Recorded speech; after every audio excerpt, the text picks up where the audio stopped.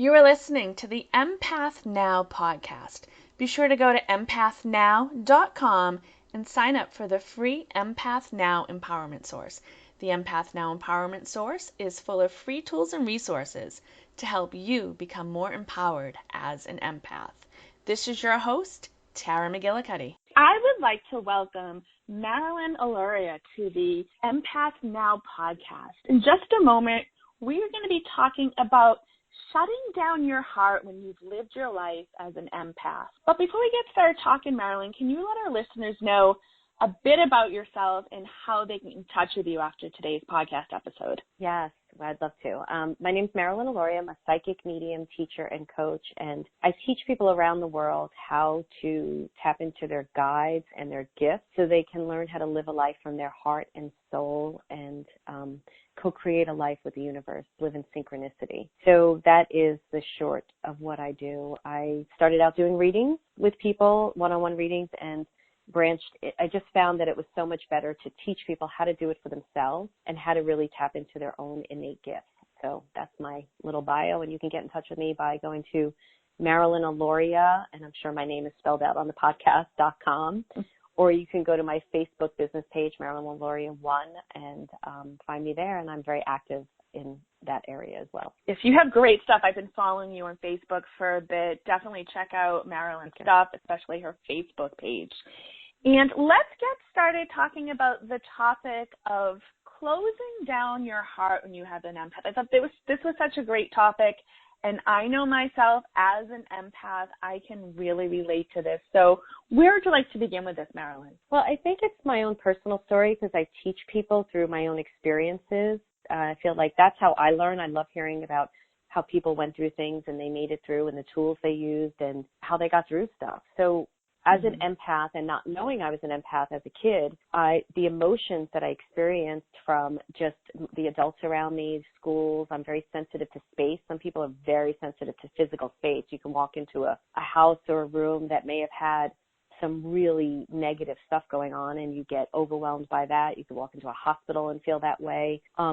And I was just so overwhelmed as a child in my emotions. When I was very little, probably about 3-4 years old, I would try to explain them to my mother, and she would label them as sad feelings because there was no word or definition we could put to it. And when I got older and could verbalize it a little bit more about my experiences and my feelings, I was told I was dramatic or I was making things up. It was my imagination, get over it. And in order to handle all the feelings, like I stopped watching the news, I couldn't handle violence. It just would rip me apart inside, or just being around people and not understanding when you walk, you may go into a group of people and you're all happy, and then all of a sudden you leave the group of people and you're all depressed and sad, and you're like, what happened? Like, why am I sad now? And very depressed. Like, wow, did I struggle for so many years with depression and sadness. And when I started understanding what I was doing, well, before I started understanding it, the only way I knew how to navigate my life was to shut down my heart. The only way I knew how to deal with this was to just close it down. It was too painful. Or to stop when I got a little bit older in my 20s and started understanding that I had this gift. Then I just stopped going out, or I stopped going into certain situations or communicating with people, because that was the only way I knew how to deal with life. Was if I can't handle it when I'm going into a crowd, then I'm not going to go at all. Let me just hide. Let me just stay inside and isolate, because that's safe. And I learned later on when you could totally relate. Yes, completely. Yeah, what you're saying, it sounds so familiar to what I went through. Yeah, and I'm sure a lot of people do, and I can't wait till we can dive into this more. And I feel like for me personally as a teacher, it's been really important for me to teach my students how to take back their heart, because if you're not living your life with your heart, which is where your joy center is, you're not living a life. And that's not why we were given this magnificent, beautiful gift called empathic ability. It is such a beautiful gift when you learn how to work with it. Oh, it definitely is. Now, you talked about a little bit of your experience of closing down your heart. What are some signs, like somebody listening may have closed down their heart? I mean, what does that mean to the person? That's a great question. So for me personally, and what I'd feel people would relate to is when you lack joy, you don't know what gives you excitement anymore. you're feeling bored, you're doing the same things because you can't deviate from that routine because that's comfortable, that's safe. When you're feeling anxious or fearful and you're not really clear as to why you're feeling those things. When you are afraid to go to parties or even afraid to meet new people because you don't feel safe in that type of atmosphere because you don't know how you're going to feel or how you're going to navigate the feelings after, or you have like an emotional hangover for days after and you can't seem to get back out of the rabbit hole. You don't know how to get out of the rabbit hole. So that's how it shows up. It could show up in eating a lot, because you're stuffing down the emotions. You can't handle it. It could show up in just numbing out completely and doing things that are not serving you, watching too much TV or not that, I don't judge anything that anybody does, so it's whatever feels good. But for me personally, I was really bored.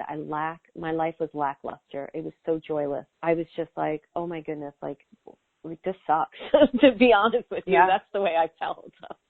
So that's how it can manifest in people's lives. And it may be difficult to even have friends. You start pushing friends away because you can't really explain how you feel, and they're not understanding what you're going through. They think it's you, snap out of it, get over it, get some help. And I went through a lot of therapy, and therapists, at least when I, was going through it, they didn't really understand what I was going through. They didn't understand that this was a manifestation of people around me, not only my own experiences. Yeah, so and by default or not knowing what else to do, we isolate, and it's not healthy. But you're someone who you've used your experiences to help other people, and you can begin living from your heart again and be happy again. So can we get into that part of it?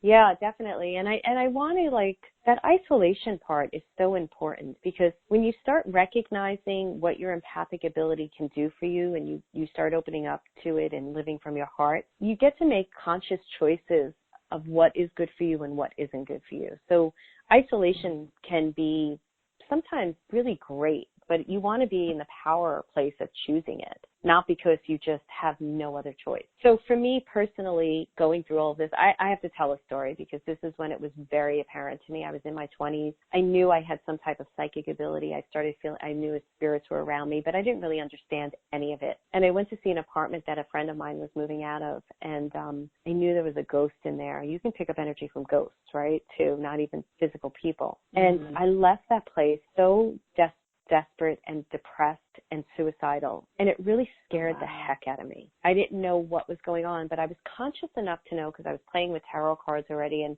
just was starting to work with dream work and dream studies. So I was starting to understand a little bit. And I recognized, wait, this isn't me. I was fine before I went into that apartment. This has to do with the place. And I called my friend at the time who was open to this stuff, and I explained to her how I was feeling, and she's like, that's how I feel all the time in this place. And it gave me confirmation. And I realized when I started studying about my psychic ability and learning about how to use it and mediumship, how much I closed down my heart just to survive.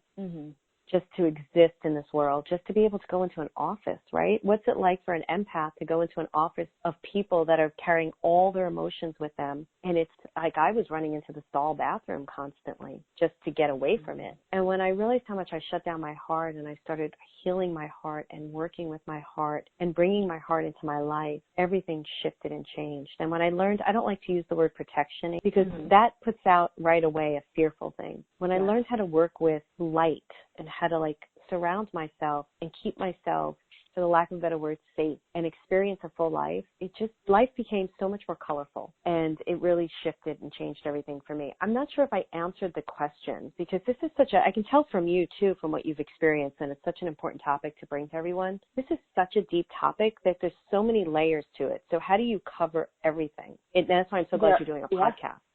Oh, yeah. I mean, it's just, I'm amazed at how much is out there. And you and I had to learn this on our own for the most part. It's great that there are guides now. There are books. There are, because it's tough being in isolation, being misunderstood. And for some of us, we've become sick from picking up other people's stuff and not knowing how to manage it or filter it out or use it and understand it. And I was in my 40s before I realized I heard the term empath. I started, I'm a medium myself, I've taken a bunch of classes, my spiritual development and stuff. People kept using the word empath. And I'm like, okay, yeah, what's an empath? All right, whatever.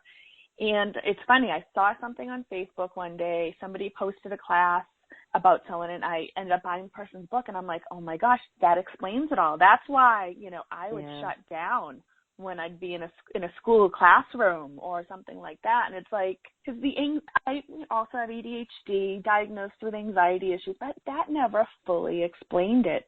Understanding, I'm an empath. Oh, there's a logical reason why I'm doing that, and now I can develop skills. I can fine tune it, and I'm still learning, like you, I want to take my experiences and help other people. So that's, why I'm doing this podcast. And yeah, you may not have, we didn't get all the way into, you answering that specific question, but there's so much. I think it's really important to explain your story, to, share your experiences before we get into, okay, how can we get back into our hearts and live from our hearts? Yeah, and I want to answer that. And again, I'm getting taken to something else too, but I'll go back to that.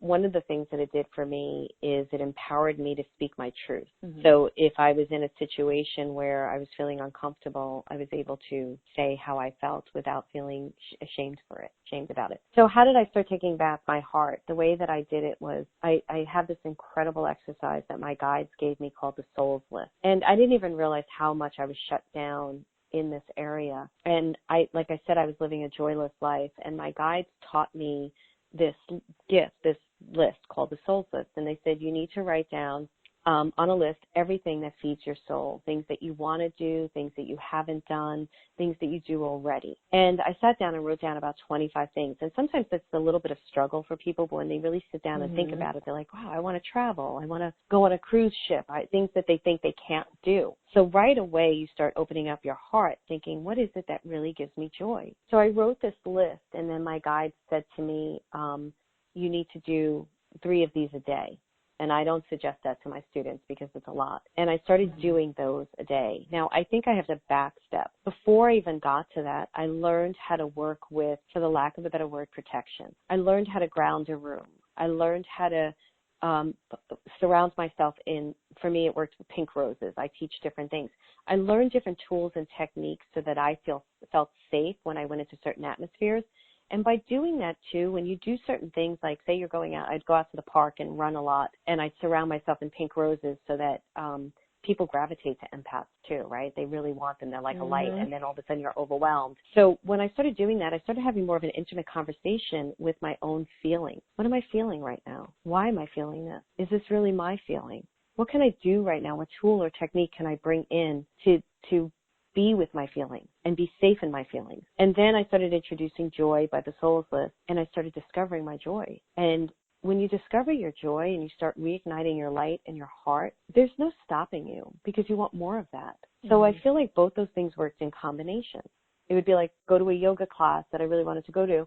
How do I walk in with a bunch of 20 people? Oh, I'm going to use the pink roses. I'm going to surround my mat with Archangel Michael. And then I'm going to live in my joy and in my heart and start living from there.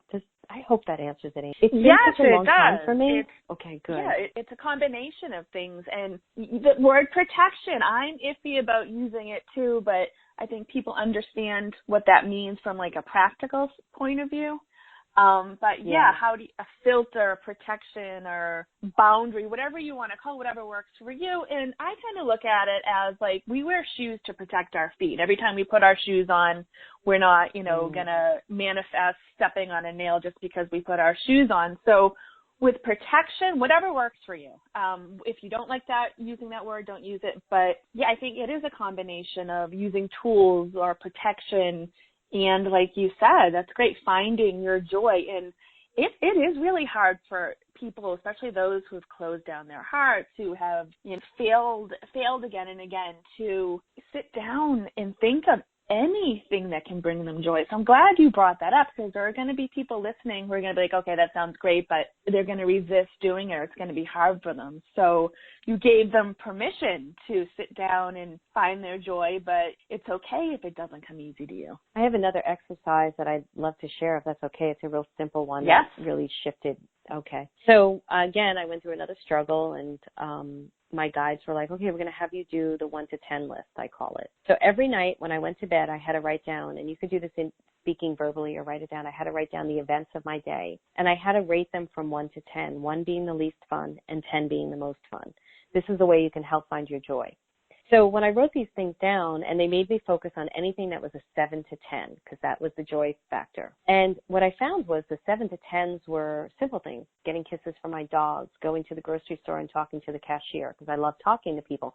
That's the other thing about empaths. We love talking to people. We want to help people. We want to heal them. Mm-hmm. We're gifted in that way. And we're doing such a disservice to ourselves and to others, and we have to learn how to do it in a way that makes us feel safe. So I did that 1 to 10 exercise. They made me do it for 3 weeks, and they made me focus on all the 7 to 10s. And what would happen is by day 3, I just started adding 7 to 10s. If I was feeling crappy, I'd be like, all right, I'm going to go to Gelson's, the supermarket, and I'm going to go talk to some people because I need a 7 to 10 right now. And that helps you to be in your heart. Yeah. And it really built from that. You could pull from that and create a souls list from it, because all of a sudden you're starting to recognize what is making you happy and what isn't. And when you start adding more 7 to 10s in your day, the 1 to 6s start going down the list. Because it's habit too, right, Amy? We're always doing things habitually because it's what we know how to do. And we got into a habit as empaths to protect ourselves. We may not even realize what we do to feel safe. Yeah. Like that. I think it's interesting.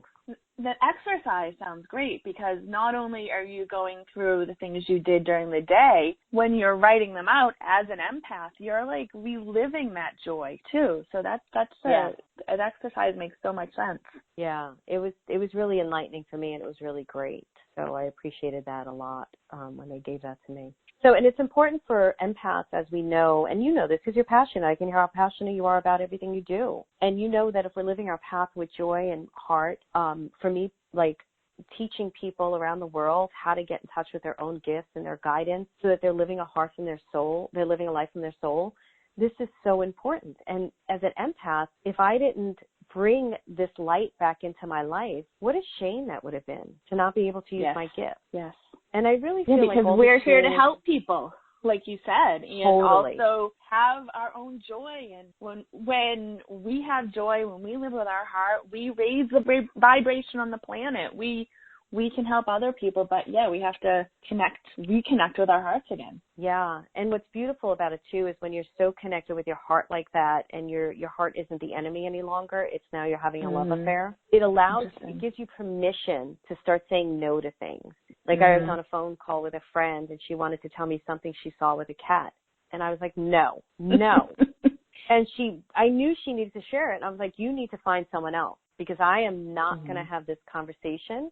Yes. And then as an empath, we play those things over and over again and then feel the whole experience. I put a boundary in place. I could tell she's one of those friends didn't fully understand, but I didn't care because my heart is more important. It is. You gave some great stuff today, and we're actually, believe it or not, we're getting towards the end of today's episode. Do you have any final thoughts that you would like to share with people today? And definitely give out your website address, because I know people are going to want to check out your resources. Yeah, I feel like the biggest thing I want to say to people is it may feel really lonely. It may feel really scary. It may feel like you don't know where to start. So what I would suggest that you do is know you're not alone. Know that when you enter into a group, a community of people that understand you, it's going to be such an incredible experience, and you're going to wake up to something inside yourself that's beautiful. And the other thing I would suggest you do every night before you go to sleep is stick your hands over your heart and start just getting to know it. I see my heart as a room, a heart chakra room, and just write your name in that room. Visualize your name being written on the walls, and just color it, whether it's green or whatever color you want, and just bring attention to your heart and just make a commitment to yourself and to your heart that you're going to bring it back into your life. And that's simple and powerful. And anybody who wants to follow me, it's MarilynAlauria.com, and my Facebook page is Marilyn Alauria 1. And thank you so much for letting me talk about all of this. Thank you so much, Marilyn Alauria. Thank you for taking the time to listen to this episode of the Empath Now podcast. If you have not done so already, be sure to stop by empathnow.com and sign up for the free Empath Now Empowerment Source. The Empath Now Empowerment Source is full of free tools and resources to help you live a more empowered life as an empath. And remember, you as an empath have the power and control within you to make the changes to live a happy and empowered life.